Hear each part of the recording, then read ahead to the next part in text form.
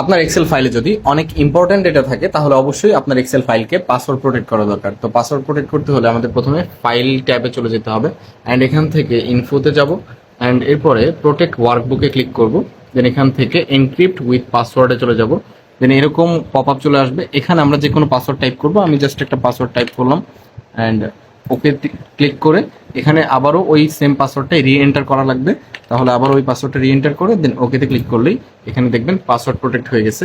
And এই document কিন্তু password protected আপাতত। আমি যদি কন্ট্রোল এস বাটন প্রেস করে সেভ করে ক্লোজ করে দিই অ্যান্ড এই এক্সেল ফাইলটাকে আবারও ওপেন করি, তখন কিন্তু আমি পাসওয়ার্ড ছাড়া ওপেন করতে পারবো না। জাস্ট পাসওয়ার্ড প্রোটেক্ট করে পাসওয়ার্ড ক্লিক করে দেন ওকে ক্লিক করলে কিন্তু এখানে ওপেন হয়ে যাবে। আর আপনি যদি পাসওয়ার্ডটা রিমুভ করতে চান বা চেঞ্জ করতে চান, আবারও ফাইল ট্যাবে যাওয়া লাগবে অ্যান্ড এখান থেকে আবারও ইনফোতে যাওয়া লাগবে, এরপর প্রোটেক্ট ওয়ার্কবুকে যাওয়া লাগবে অ্যান্ড এখান থেকে এনক্রিপ্ট উইথ পাসওয়ার্ডে আবারও ক্লিক করা লাগবে। দেখতে পাবেন এখানে পাসওয়ার্ডটা অ্যান্ড আপনি এখান থেকে চাইলে আবার চেঞ্জ করতে পারেন বা ডিলিট করে জাস্ট সেভ দিয়ে দিলে কিন্তু আপনার ফাইলটা আবার সেভ হয়ে যাবে।